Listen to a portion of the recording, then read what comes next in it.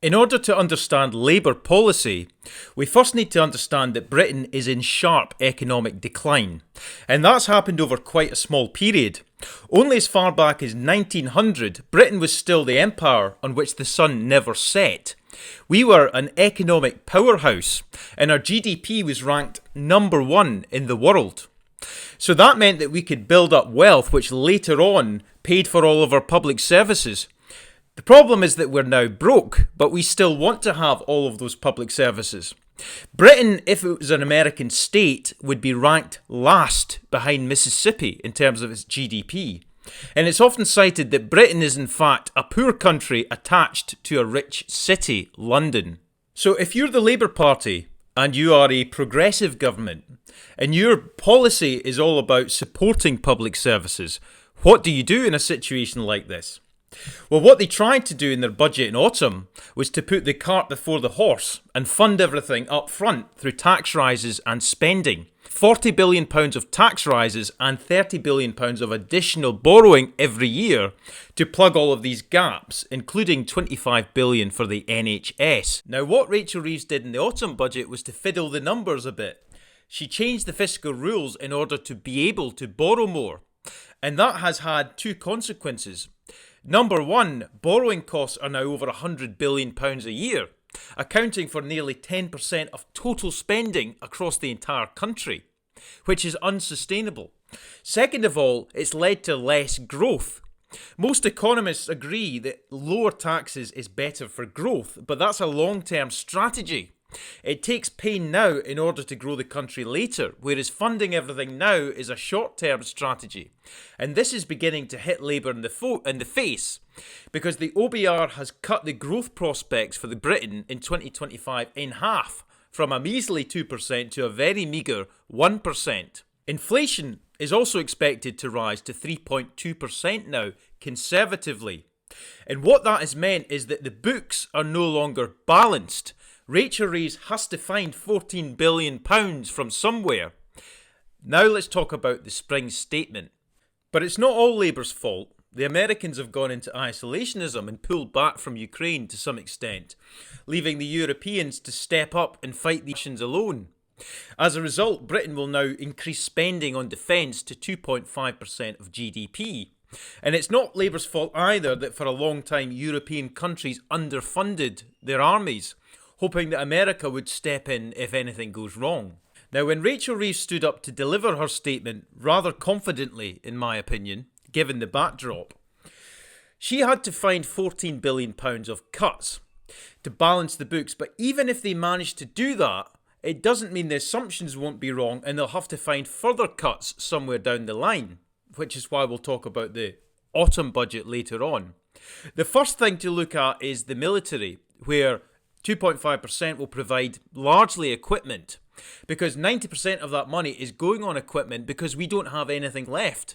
It will take us 5 years to restock the bullets that we've sent to Ukraine thus far. A big part of the cuts will come from the welfare budget. To illustrate the problem, in 2009, people of working age benefits accounted for 22% of the total welfare budget. That's projected to rise to 45% by 2029, a £15 billion increase. And that's for people of working age. That's akin to the sort of money we spent on the entire police force across the country. So Labour are keen to bring that down and encourage people to go back to work, or at least that's the branding they're putting it under. It's important to note that Labour are divided on this. Many Labour MPs have spent 14 years chastising the Conservatives for austerity. The problem we have is that although this gap has now been sealed, the IFS thinks there's a good chance that the economic situation could deteriorate over the coming years. And they can't borrow more because they're terrified of the bond market. We all remember when Liz Truss had unfunded tax cuts and the bond market crashed as a result. Government borrowing costs went up. So borrowing is kind of off the table, leaving two things: cost cutting or tax rises. And the IFS thinks that in that situation it's likely we're going to be looking at tax rises, which means the Labour Party in their next budget will need to break their promise. To add further fuel to the fire, Trump is currently battering the world with tariffs, and the OBR may reduce their forecast by 0.6% on the growth, leaving 0.4%, and that makes Labour's position even more untenable. However, there was also some optimism, largely due to the Labour Party's house building initiative. The growth in the following years after 2025 have been valuated slightly higher. So it's on a knife edge.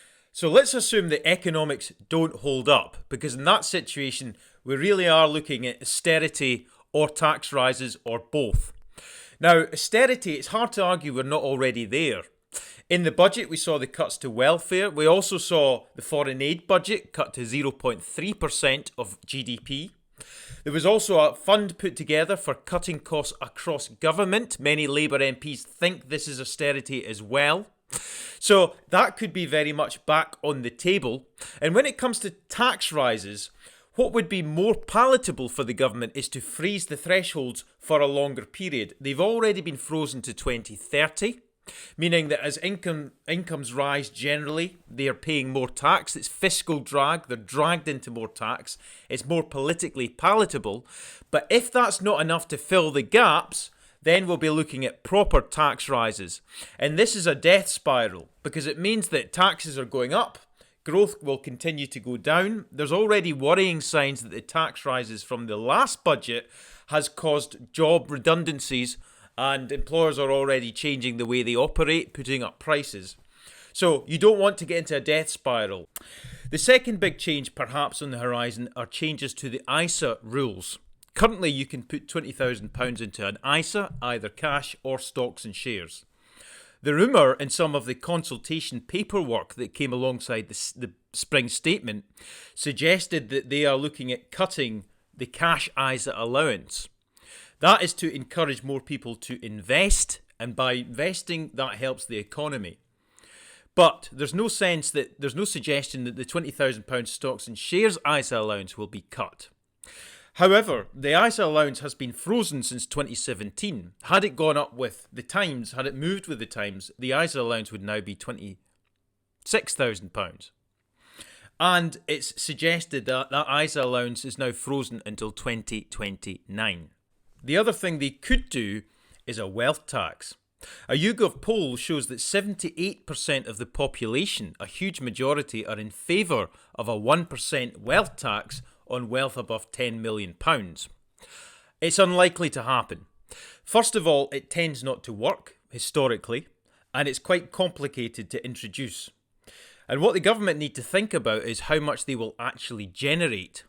A recent example from France, where wealth taxes went up significantly, only contributed 0.5% of the overall tax revenue. What you actually had was 42,000 millionaires leaving the country, because bearing in mind, the problem is that there's a practical implication. People who are very wealthy tend to be more mobile, and they tend to leave the country, and therefore we shrink the tax base, and it makes it harder to tax them. So the historical examples behind it are not particularly favourable. It also hurt France's growth as a result. And in 2018, President Macron revoked that wealth tax. So we're unlikely to see that, although it is very popular, particularly among Labour's voting base. So fingers crossed. If you like this channel, please do subscribe. Thank you.